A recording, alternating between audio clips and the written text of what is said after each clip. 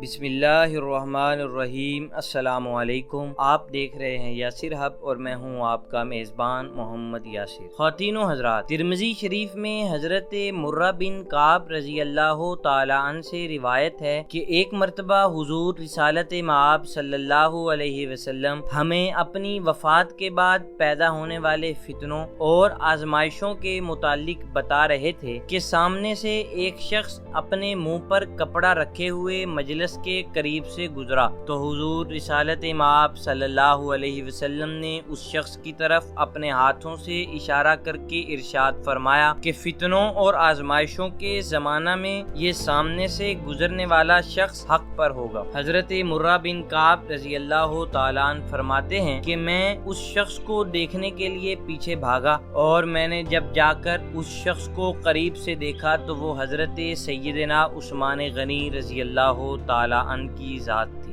محترم خواتین و حضرات، آج کی ویڈیو میں ہم آپ کے سامنے اسلام کے اسی تیسرے خلیفہ کی حیات طیبہ کے چند انمول موتی پرونے کی کوشش کریں گے۔ محترم ناظرین، آپ رضی اللہ تعالیٰ عنہ کا نام عثمان، کنیت ابو عبداللہ اور لقب ذوالنورین ہے۔ سیدنا عثمان غنی رضی اللہ تعالیٰ عنہ کا سلسلہ نسب 5ویں پشت پر حضور اقدس صلی اللہ علیہ وسلم سے مل جاتا ہے۔ آپ رضی اللہ تعالیٰ عنہ حضرت ابو بکر صدیق رضی اللہ تعالیٰ عنہ کی دعوت پر ایمان لے کر آئے۔ ایمان لانے کے بعد حضور اقدس صلی اللہ علیہ وسلم نے اپنے گلشن کی 2 عظیم کلیاں یعنی سیدنا رقیہ سلام اللہ علیہا و سیدنا ام کلثوم سلام اللہ علیہا یکے بعد دیگرے آپ رضی اللہ تعالی عنہ کے نکاح اور عقد میں دی۔ اسلام لانے کے بعد دیگر مسلمانوں کی طرح آپ رضی اللہ تعالی عنہ نے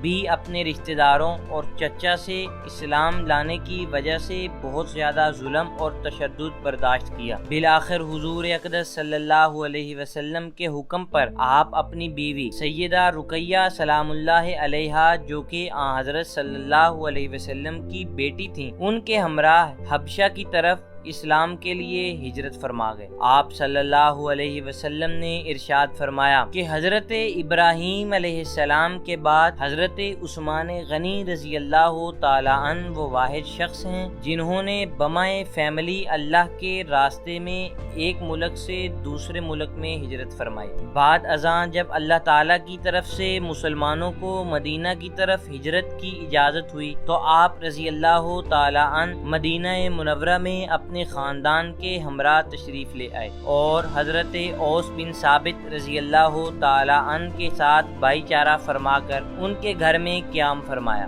مدینہ منورہ آنے کے بعد مسلمانوں کو پینے کے پانی کی شدید قلت کا سامنا کرنا پڑا تو حضرت عثمان غنی رضی اللہ تعالی عنہ نے ایک یہودی سے بئر روما نامی یہ کنواں 16,000 دراہم میں خرید کر انسانیت اور مسلمانوں کے لیے مفت وقف کر دیا اور حضور اقدس صلی اللہ علیہ وسلم نے آپ رضی اللہ تعالی عنہ کی اس سخاوت کو دیکھتے ہوئے دنیا میں ہی آپ کو جنت الفردوس کی ضمانت عطا فرمائی۔ حضرت عمر رضی اللہ تعالی عنہ کے بعد جب مسلمانوں کے مشورہ سے آپ رضی اللہ تعالی عنہ کو مسند خلافت پر بٹھایا گیا تو آپ رضی اللہ تعالیٰ عنہ نے اپنے اخلاص اور حکومتی تدبر اور حکیمانہ اور عادلانہ فیصلوں کے نتیجہ میں چند ہی سالوں میں اسلام کی سرحدات کو 44 لاکھ مربع میل تک پھیلا دیا۔ آپ رضی اللہ تعالیٰ عنہ کے زمانہ میں بر اعظم ایشیا، افریقہ اور یورپ کے بیشتر ممالک فتح ہو کر اسلام کے زیر نگیں آئے۔ آپ رضی اللہ تعالیٰ عنہ کے زمانہ میں اسلامی مملکت کی سرحد مکران سے لے کر طرابلس تک پھیل چکی تھی۔ آپ رضی اللہ تعالی عنہ کے دور میں ہی پہلی اسلامی نیوی فوج اور بحری بیڑے کی بنیاد آپ رضی اللہ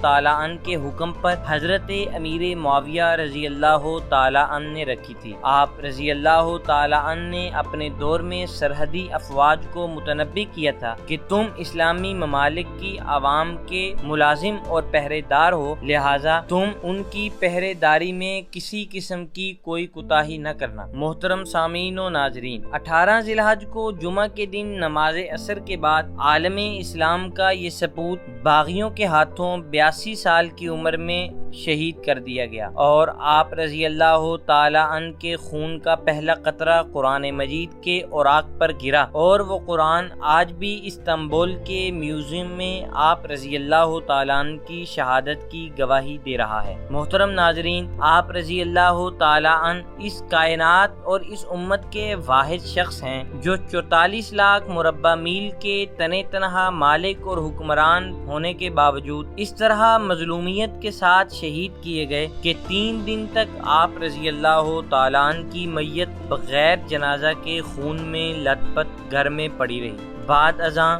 گھر کے چند افراد جن میں حضرت علی المرتضیٰ رضی اللہ تعالی عنہ بھی شامل تھے، انہوں نے رات کے وقت چند لوگوں کے ساتھ چھپ کر آپ رضی اللہ تعالیٰ عنہ کا جنازہ پڑھا اور ایک نامعلوم مقام پر دفن کر کے قبر کی جگہ اوپر سے برابر کر دی تاکہ دشمنان اسلام آپ رضی اللہ تعالیٰ عنہ کی قبر اقدس کو نقصان نہ پہنچا سکیں۔ محترم ناظرین، محمد بن سیرین رحمۃ اللہ تعالی علیہ نے آپ رضی اللہ تعالی عنہ کی اس مظلومانہ شہادت کو دیکھنے کے بعد ارشاد فرمایا تھا کہ حضرت عثمان غنی رضی اللہ عنہ کی شہادت کے بعد فرشتوں نے مسلمانوں کی مدد کرنا چھوڑ دی ہے اور امت میں اللہ کا عذاب اختلافات کی صورت میں داخل ہو چکا ہے۔